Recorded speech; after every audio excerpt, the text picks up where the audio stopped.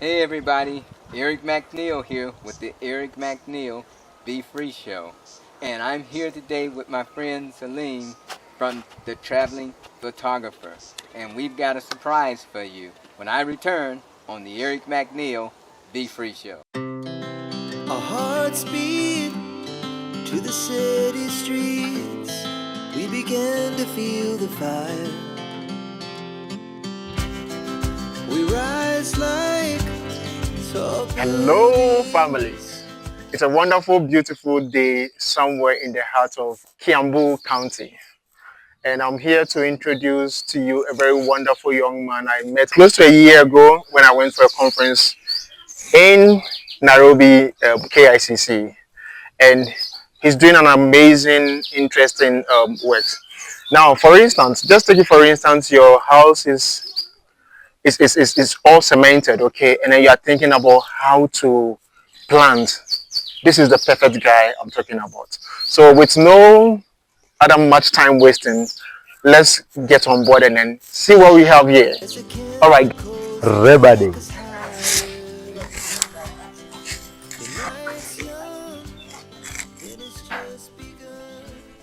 Hi everyone, I hope you're doing good. Welcome to AgriPlant Kenya. Come. My name is Derick and this is AgriPlant Kenya. Let me take you through a very short tour of what to do here. Look, doesn't it look so beautiful? And actually what we're doing here, you see, when you talk of soilless farming or rather hydroponics farming, we are just trying to grow without using soil. And there are several factors that are making us all, trying to adopt such kind of interventions. Number one, scarcity of water, because we are talking of adverse shifts or rather adverse changes in climate and weather patterns. We are talking of soil pests and diseases.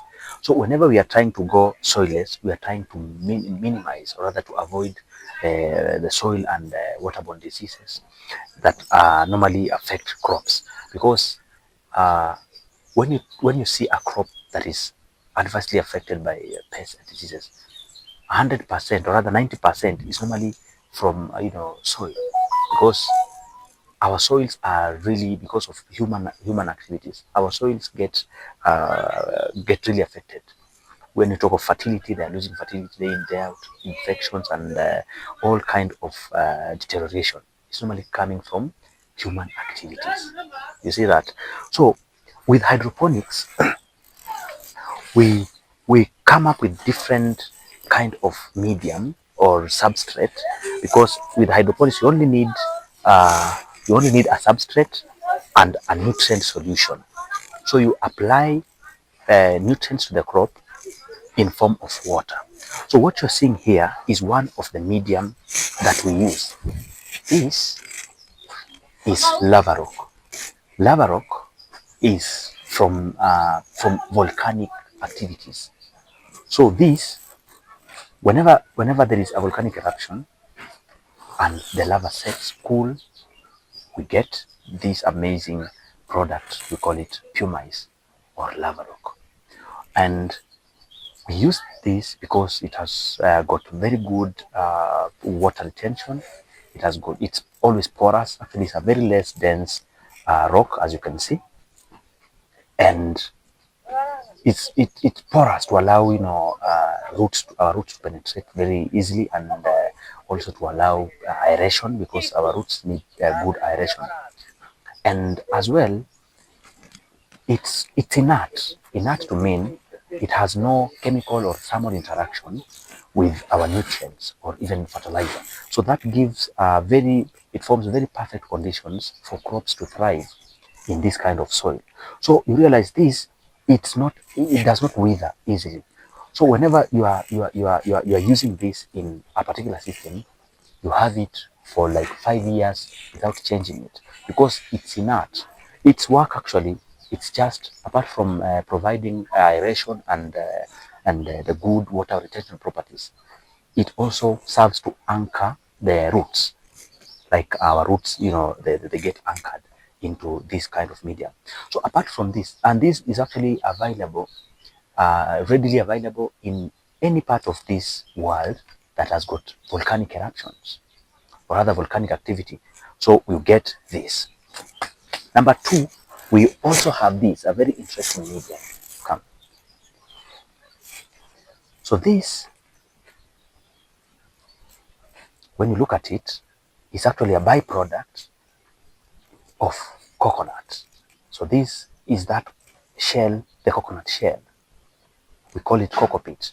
So once we consume that coconut, instead of dumping this, we convert it into a useful product to use it in our hydroponics. And it has got a couple of uses. This coco peat, we normally use it to propagate seedlings, and also we use it as a substrate in our main farm, or rather in a hydroponics farm. So this has got also very good properties, especially now when it comes to water retention. Compared to pumice, this one has got very good water retention properties, as you can see. And as well, once we treat it, we try to stabilize it so that we can use it for propagation to give us right from the seed to seedling. And number two, we sometimes we mix it in other media so that it gives us perfect condition for what region. So our climate smart farmer or our urban farmer, anyone who wants to go soilless farming, today we have gone through two media that you can use in the different kind of systems. So that's it. And this medium, we normally try to ensure that it's stable. Stable to mean it's chemically inert, to mean that actually it has all the perfect conditions needed in our farm. So right from here, we now come up with different kind of systems, different kind of designs or orientations to form our farm.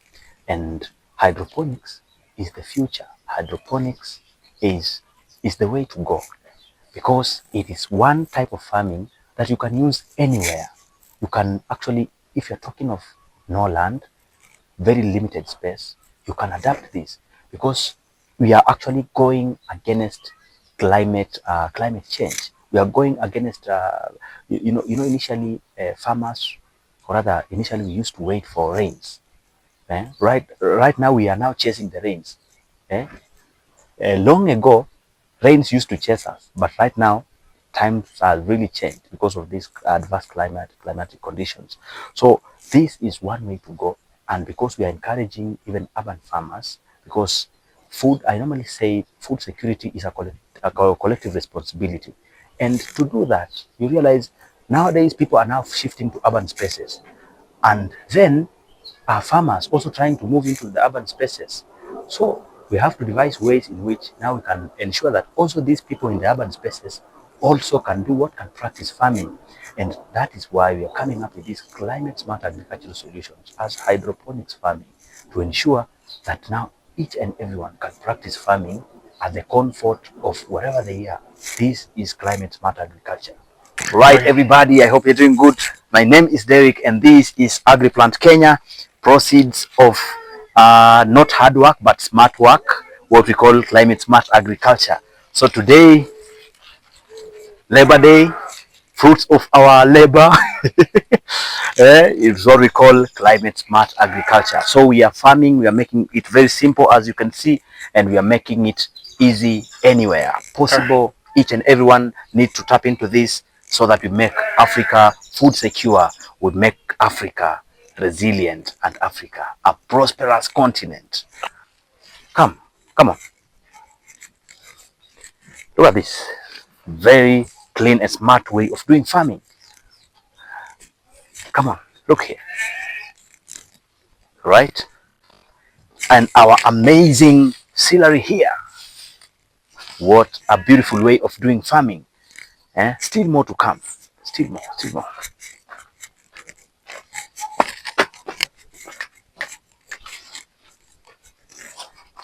What an amazing way of doing farming. From waste to a very productive piece, right? And wow.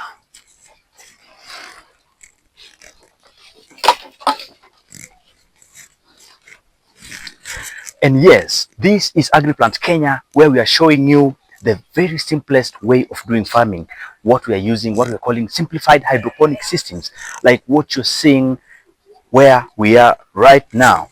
So what we do here is simply promoting these climate smart agriculture solutions as simplified hydroponic systems, greenhouse farming, simplified and smart irrigation systems.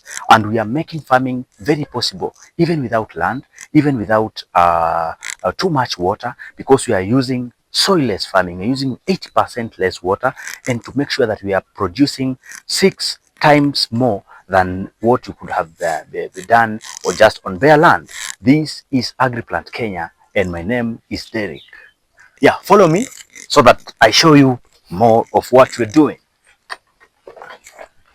Yeah, so when we talk about greenhouse farming, we are simply promoting what we call controlled environment farming, whereby because of climate shift in climate and weather patterns, we are introducing what we call greenhouse farming, where you can be able to produce year round because you are not depending on weather.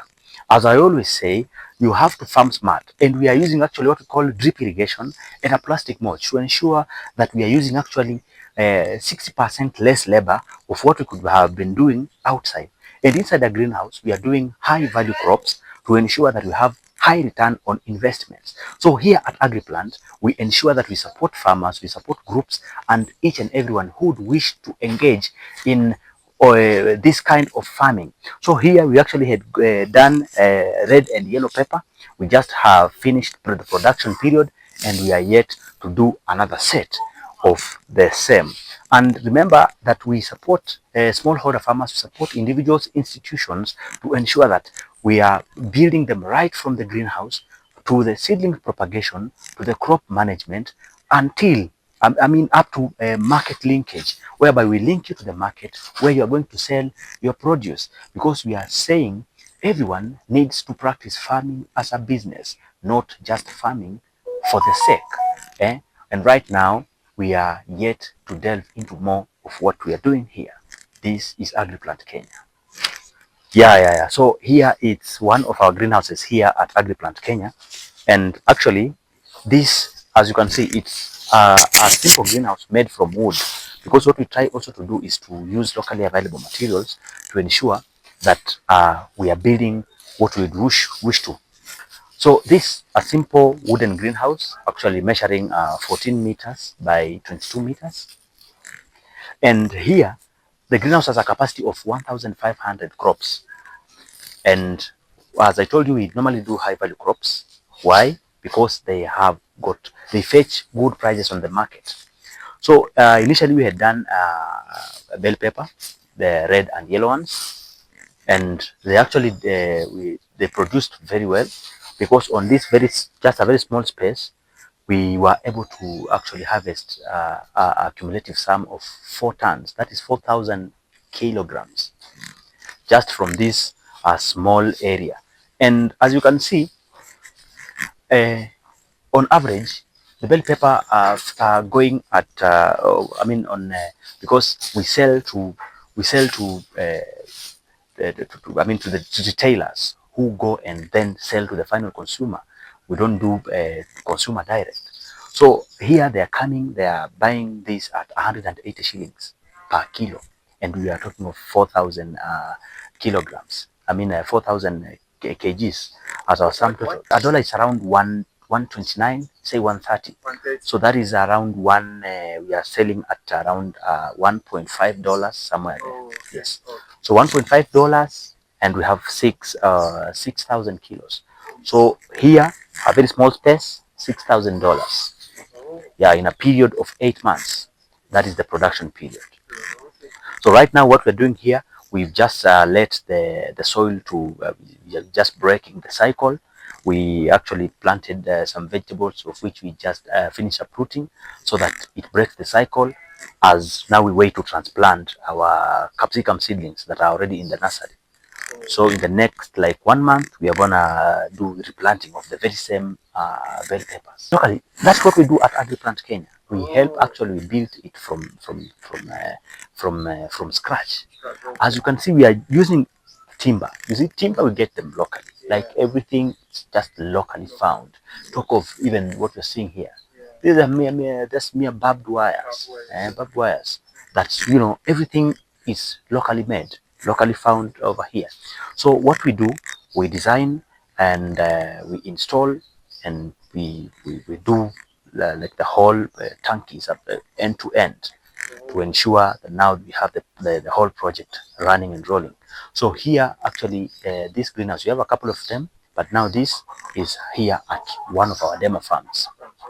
Also, this is a demo Yes, this is a demo farm whereby we are teaching the community, empowering the community to also tap into the same innovation. Just trying to show them that you can do farming and you can actually do it in a more different and sustainable way by embracing what we are coming up with. Mm. Yes. So I normally advise farmers. I normally say that you can have you can have 10 or 20 acres, but you are doing nothing. And you can have a very small space as what you're seeing here, and you are having so much yield. As you can see, $6,000 from this very small space. You can imagine, and think of that one person who is doing 5 acres in just traditional way of farming. You can compare and see who is doing what. And so this is the way to go. This is the future of farming, as we always tell our visitors, our viewers, and our clients. This is the future of farming. Going smart, going going in the most sustainable, because we're talking of sustainable agriculture. It's not the same. What we used to do then is not what we have to do right now, because you can't do the same thing the same way and expect different results. We have to change, and this is the game changer. Right. So yeah. So now we Right. can talk about. So just a simple run through of different kind of systems, because I told you a farm may take different shape, different kinds, because actually what we normally do, we design according to the space and the region. Everybody, so this is another innovation that we have come up with here, and we are calling this a vertical hydroponic tower garden, because it's taking a shape of a tower. As you can see, it's sitting on a very small space of 1 foot by 1 foot, and on that very small space, we are able to do for over 45 crops of different kind of vegetables. And what you see here is actually ideal for those who are just right next to your door, on your balcony, on your rooftop. This is the ideal kind of garden that you need to do. And yes, you can do a couple of vegetables because when it comes to even watering, you are using this drip irrigation system. So the water just trickles down, down, down, down, and the excess water always gets collected in the underground reservoir, of which you find that you are using also very limited amount of water. So this is the next revolution when it comes to urban farming, just to ensure each and every family can have access. As you can see, this actually produces, it's enough for a family. Eh? And this means that what we normally say, this can save, can add value onto that diet of yours, because why not have such a garden at your place, right? All right. So as you can see, this kind of innovation, you can harvest all the way for even up to 1.5 years before even transplanting the next set of veggies. You see, from here we've been harvesting all the way.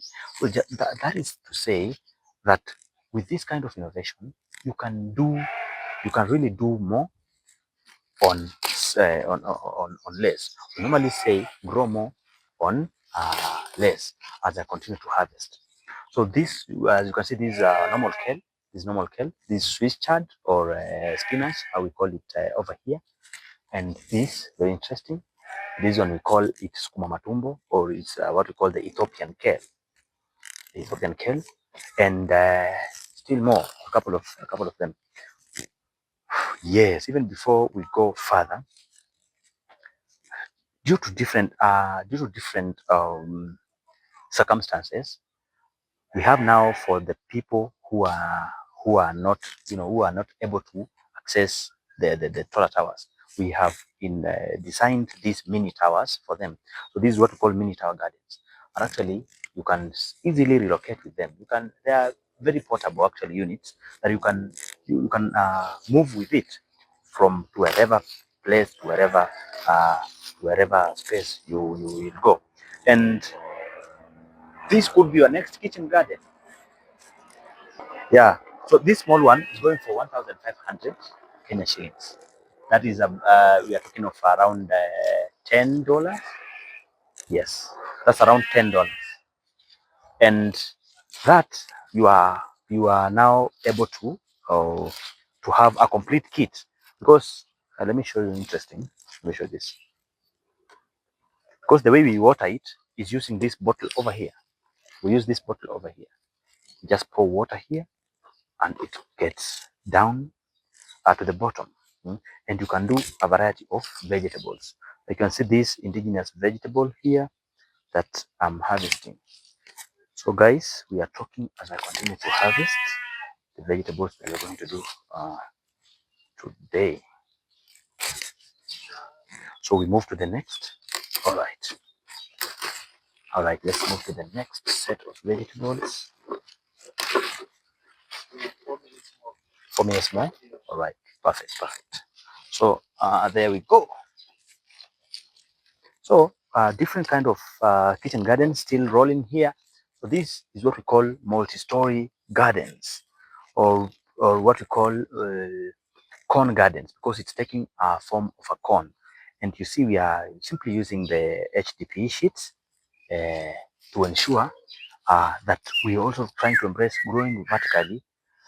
And the kind of innovation you are seeing here, we have done an irrigation system on top of this, and we have actually contained all the water to ensure that we are tapping the excess water, or rather, even whenever it rains, we are collecting all the water into our underground tanks, and we are ensuring that we are not losing any drop of water, because that is our goal over here. Yeah, you can visit our offices, or rather you can even reach us through our online platforms, agriplantkenya.com, that is our website, or even Instagram, Facebook, LinkedIn, all social media platforms, AgriPlant Kenya. We actually we have our products going all the way to Rwanda, Uganda, Tanzania, across East Africa. Everywhere you can have access to all these kind of technologies, because uh, uh, yeah, it's right nowadays. The world is like a global village. That's just a simple village, so it's very easy to access this. And also, just to contractors come help you get your farm set, do the layout of your farm, design all structures. And actually, the most interesting part, when you come to your country or your place, we can use the locally available materials to ensure that you are having something as beautiful as this. Like for instance, what we did in Djibouti, we can also do that in Rwanda, do that in Uganda. We have people who are contracting us all the way from even Mauritius. The other day, we actually sent a technician to Mauritius just to help a farm get established. And you see, all of them, they saw us right from, online. So from wherever you are, which particular part of the world that you are, we can always come and have you get started with these climate smart agricultural solutions. Correct. But those who've traveled, they actually realize that we are, especially Africa, we are actually, we are actually, we have potential, and we have all that it takes. In fact, we have it in plenty to make our life what you desire to get in the States, what you desire to get in Dubai, you can get it here. So my message to the young ones and the youth, because I'm one advocate for youth to tap into climate smart agriculture, is start with what you have. Start from wherever you are.